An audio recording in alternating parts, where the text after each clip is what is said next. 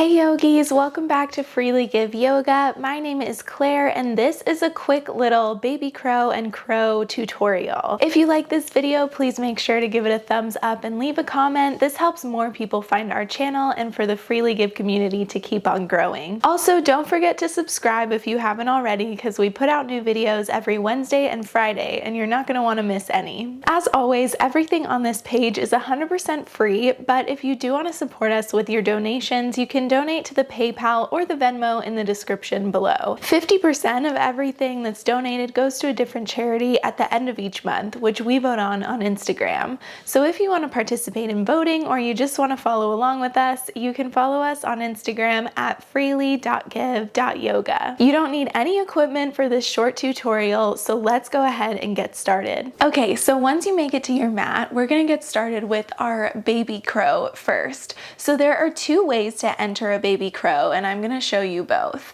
And the reason that we would start with a baby crow is basically just because it's a little bit easier. You have like an inch to fall, so it's much less scary than balancing a little higher up in crow. So it's a really great place to start for those who have never tried an arm balance before. Also, you're balancing on your whole entire forearm instead of just your hands, so you have a wider surface area that helps you balance more easily. So to get started in baby crow, first I'm going to show you how to enter from Malasana, yogic squat. So starting in our yogic squat with our hands at our heart center. This is a little bit more difficult of an entry just because it requires a little bit more mobility. So I'm going to show you the second one in a second, but this is my favorite way to enter. So try it with me if you're able to. So from Malasana, we're going to start to place our forearms on the mat, and it's okay if our heels lift a little bit when we do that.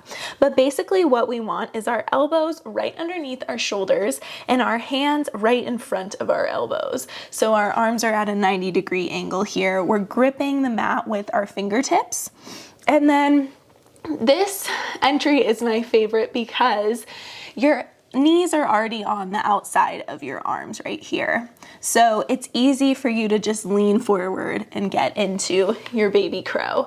But basically, when we do start to lean forward, we're gonna grip into the upper arms with our knees. So we're gonna use those hip flexors to really press into the upper arms with the inner knees, leaning into our hands, trying to press as you get down, trying to press into the elbow so much that your upper back is in like a cat spine shape.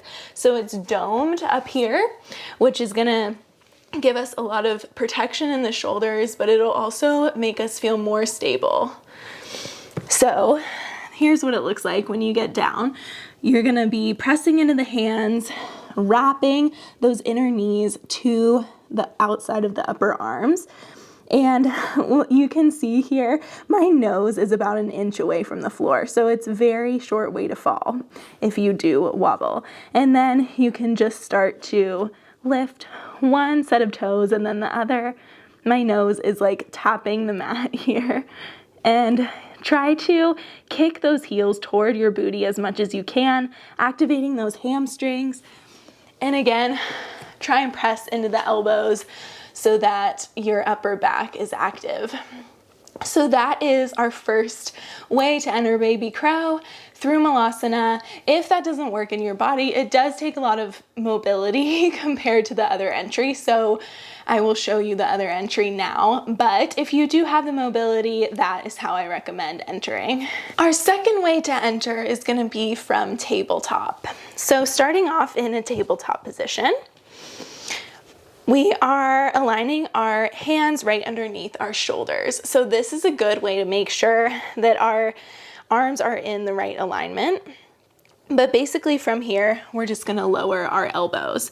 So just like in the first entry, our shoulders are right above our elbows, our hands are right in front of our elbows.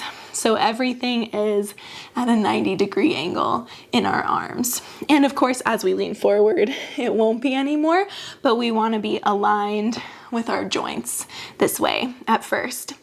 So from here, we're just gonna start to bring one knee up to wrap around the upper arm and then the other. So we're already pretty much in our baby crow shape once we get here.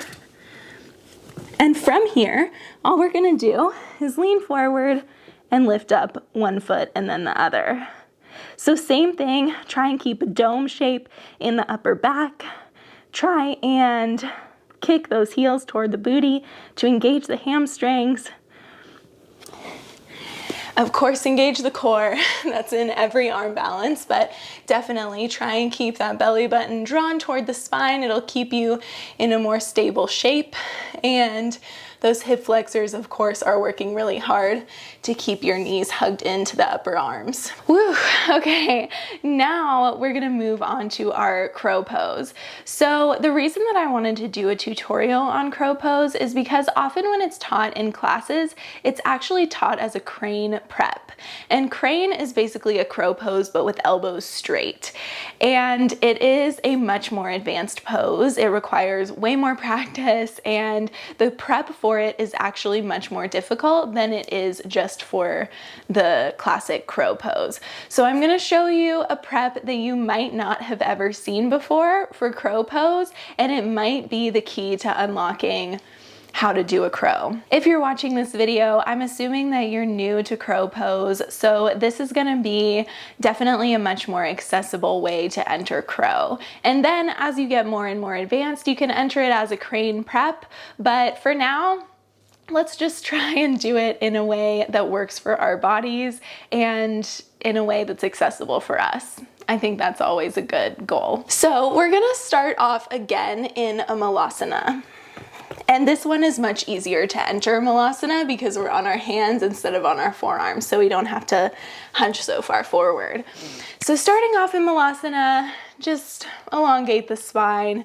Might as well get a nice good malasana in here too.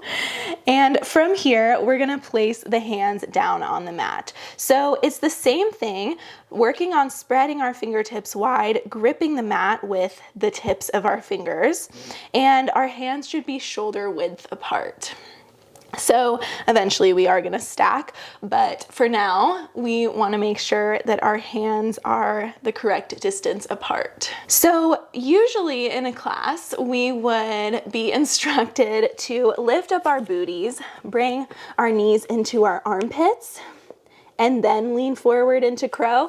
That is actually the crane prep version. So I'm gonna show you a different way to enter today that is, again, much more accessible for those of us who haven't done a crane pose before. Instead of stacking our knees on top of our arms and in our armpits, we're actually gonna hug them to the outside of our arms, just like we did in baby crow. In order to do that, we're gonna lift up our booties, not all the way up, but just a little bit, and try and get the knees as close to the armpits as you can, but wrapping again around the outside of the arm. So you can see here, I'm gripping the outside of the arm by engaging my hip flexor to hold onto it with the inner knee. You can step the feet back a little bit, coming into this crow shape, bend the elbows, and again, try and create that dome shape in the upper back. So pressing through the hands to make that cat spine.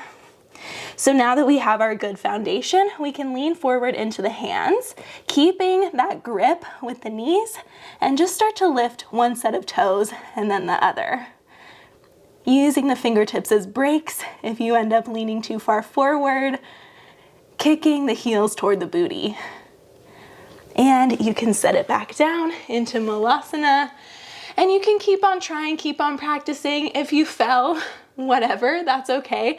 You have the option even to put a pillow right here in front of your face if the idea of falling on your face is scary, like it is for most of us. Move slowly at your own pace and always listen to your body. That is what I recommend above anything else. If you have any questions, you can drop them in the comments and I'll respond. But I hope you learned so much from this short tutorial, and I hope that it gets you closer and closer to mastering your baby crow and your crow pose. Thank you so much for joining me here at Freely Give Yoga, and I hope to see you again soon. Namaste.